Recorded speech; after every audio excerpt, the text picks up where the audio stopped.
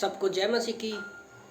अनुग्रह में जीना, भजन संहिता 51 में चैप्टर 51 वर्स 1 और 2 में प्रभु का वचन कहता है, दाऊद लिखता है कि हे परमेश्वर, अपनी करुणा के अनुसार मुझ पर अनुग्रह कर, मुझे अपनी बड़ी दया के कारण मेरे अपराधों को मिटा दे। मुझे भली भांति धोकर मेरा अधर्म दूर कर और मेरा पाप छुड़ाकर मुझे शुद्ध कर।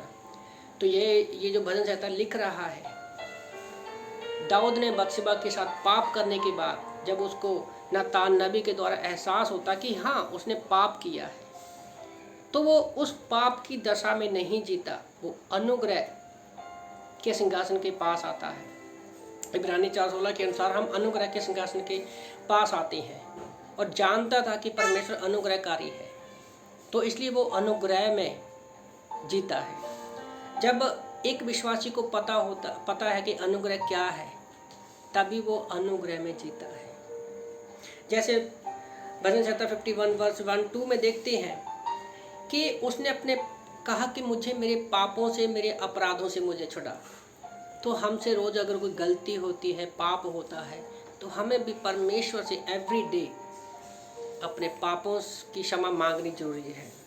फिर हम लोग अगर अध्याय 51 वर्स 10 और 11 में देखते हैं, लिखा है कि वो कहता है कि मेरे आत्मा मुझसे पवित्र आत्मा को अलग ना कर। याद रखो, पुराने नियम में पवित्र आत्मा की जो सेवकाई थी, वो आती जाती थी। मतलब पवित्र आत्मा ठहरा हुआ नहीं था, वो सेवकाई के लिए आता था और अपना कार्य पूरा करके वापस चला जाता था। जबकि आज ऐसा नहीं है। आज हम जैसे यीशु मसीह पर विश्वास करते हैं, इफिसियों 1:13 के अनुसार हम पर पवित्र आत्मा की छाप लगी हुई है। तो हमें पवित्र आत्मा की अगुवाई में चलने के लिए प्रार्थना करना है। और भजन संहिता 51 वर्स 12 में लिखा है कि मुझे उद्धार नहीं, हर्ष का आनंद खोया था उसने, वो उद्धार नहीं खोया। याद रखो, जब हम एक बार ये परमेश्वर पर विश्वास करते तो हम अपना उद्धार कभी नहीं खोते। उसने कहा उद्धार का हर्ष मतलब उसने उद्धार का जो आनंद है वो उसने खोया था। वो कहता है कि परमेश्वर मुझे दे। जब हम अपने पापी जीवन में रहते हैं तो हम अपना वो जो आनंद है परमेश्वर के साथ संगति का, वो खो देते हैं।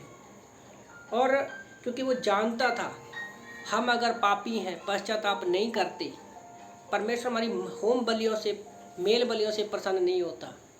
भजन संहिता 51 वर्स 16 के अनुसार वो हमारे पश्चाताप से खुश होता है।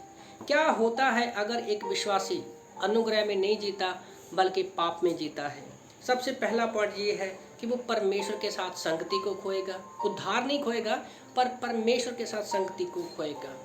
दूसरा पॉइंट, वो दूसरे विश्वासियों के साथ कभी भी अच्छी संगति नहीं रख सकेगा। तीसरा पॉइंट, अगर एक विश्वासी पाप में जीता है या पाप करता है, तो वो क्या है वो मन में क्या है, शांति नहीं रहेगी उसके मन में शांति नहीं रहेगी। वो हमेशा डर में रहेगा कि कहीं मेरी गलती ना पता चल जाए। चौथा पॉइंट, उसके पास जो उद्धार का आनंद है, हमारे पास खुशी है, वो उसको एंजॉय नहीं कर पाएगा। पांचवा पॉइंट, अगर विश्वासी व्यक्ति पाप में जीता है तो वो अपना उद्धार नहीं खोएगा, पर प्रभु के काम करने की वजह से उसको जो आनंद, जो इनाम मिलने हैं स्वर्ग में, वो उनको खोएगा। छठवां पॉइंट, परमेश्वर ने हर एक व्यक्ति के लिए एक योजना बनाई है। वो अपनी बुलाहट को खो सकता है। परमेश्वर ने जिस मकसद के लिए उसको धरती पर रखा है, तो वो अपनी बुलाहट में खो सकता है। तो आप लोगों को मैं छोटे से मैसेज के द्वारा उत्साहित करना चाहता हूँ कि हमें पाप में नहीं जीना बल्कि परमेश्वर के अनुग्रह में जीना है, ताकि ये जो 6 पॉइंट हम लोगों ने देखे हैं, ये हमारे जीवन में कभी नहीं होने चाहिए। क्योंकि परमेश्वर हमसे प्रेम करता है और वो हमसे हर रोज़ बात करना चाहता है। और वो चाहता है कि हम पाप में नहीं, परमेश्वर के दिए हुए अनुग्रह में जिए। आमीन।